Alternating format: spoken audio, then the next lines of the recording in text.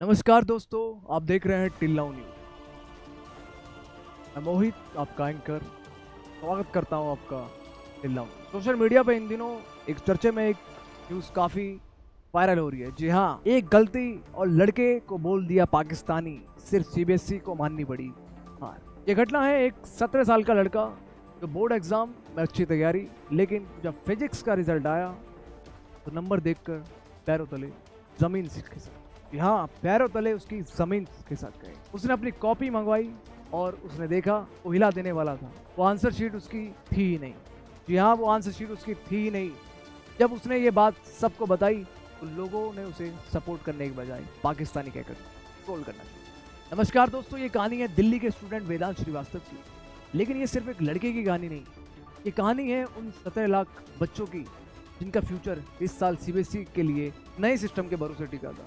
आज समझेंगे पूरा मामला हुआ क्या, ये पाकिस्तानी वाला एंगल कहाँ से आया, और सबसे बड़ी बात वो ओएसएम सिस्टम है क्या जिसने इतना बड़ा बदलाव खड़ा कर दिया। आखिर तक रुकेगा क्योंकि असली खुलासा वही है। आज शुरू होती है 13 मई से, जब सीबीएसई के 12वीं के रिजल्ट आए। वेदांत को फिजिक्स में बहुत कम नंबर मिले। हैरान होकर उसने अपनी इवेल्युएटेड कॉपी की स्कैन कॉपी के लिए अप्लाई की।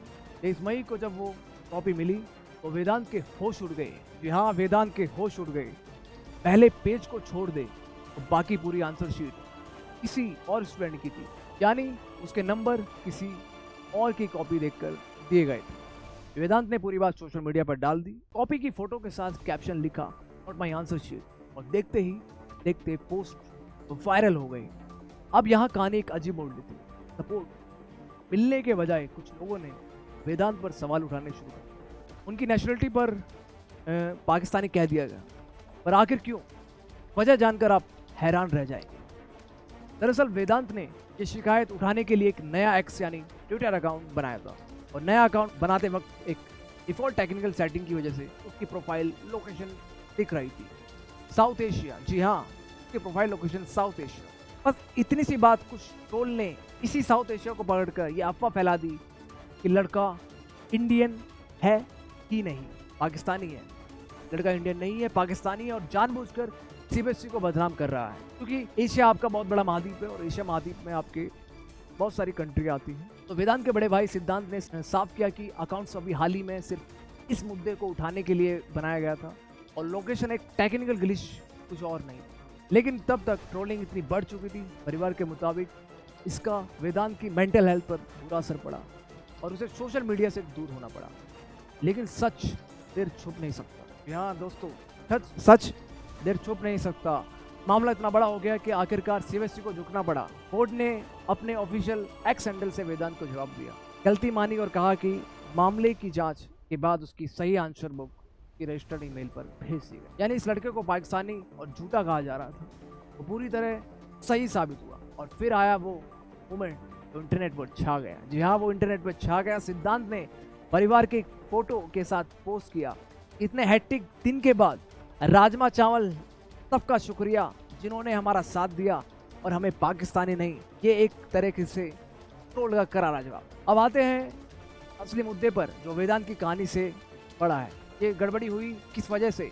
वजह है सीबीएसई का नया ओएसएम यानी ऑन स्क्रीन मार्किंग सिस्टम। इस साल पहली बार 12वीं की कॉपियां कागज पर नहीं बल्कि स्कैन करके डिजिटली चेक की गई। बोर्ड ने दावा किया कि इससे गलतियां खत्म हो जाएगी, इवैल्यूएशन तेज और ट्रांसपेरेंस होगा। बोर्ड को इतना भरोसा था कि तो रिजल्ट के बाद होने वाले वेरिफिकेशन ऑफ मार्क्स ही बंद कर दिए, पर हुआ इसका उल्टा। रिजल्ट आते ही शिकायतों में अंबार लग गया। किसी को दूसरे की कॉपी मिली, स्कैन इतने धुंधले की लिखावट पढ़ी ना जाए, कई पेज चेक ही नहीं हुए और पोर्टल बार बार क्रैश होता रहा। हालत ये रही कि इस साल नेशनल पास परसेंटेज गिरकर 82.20% पर आ गया। पिछले 7 साल में सबसे कम। वेदांत तो बस वो एक चेहरा बना जिसकी आवाज़ सबसे ज़्यादा सुनी, और ये कोई अचानक हुई गड़बड़ी नहीं थी। ओएसएम लागू होने से पहले टीचर्स एसोसिएशन ने बोर्ड को चेताया था कि जल्दबाजी मत करिए, टीचर को प्रिपेयर ट्रेनिंग दिए बिना ये सिस्टम मत लाइए। लेकिन चेतावनी अनसुनी कर दी। नतीजा, लाखों बच्चों का 1 साल दांव पर लग गया। सिद्धांत ने भी मांग उठाई कि स्टूडेंट की शिकायतों के लिए एक डेडिकेटेड सिस्टम होना चाहिए। तो वेदांत की कहानी हमें 2 बातें सिखाती। पहली, अपनी आवाज उठाने से डरो मत, सच आखिर में जीतता ही है। और दूसरी, किसी पर बिना सोचे समझे देशद्रोह या पाकिस्तानी का ठप्पा लगा देना कितना आसान और कितना खतरनाक। अब आप बताइए, क्या सीबीएसई को वॉइसम सिस्टम रिथिंक करना चाहिए? कमेंट में अपनी राय दीजिए। अगर ये जानकारी काम की लगी, वीडियो को लाइक कीजिए। ऐसी हर जरूरी खबर के लिए चैनल को, और मिलते हैं अगली रिपोर्ट में। तब तक के लिए ताकते रहो मेरे देश के चाहने वालों। नमस्कार।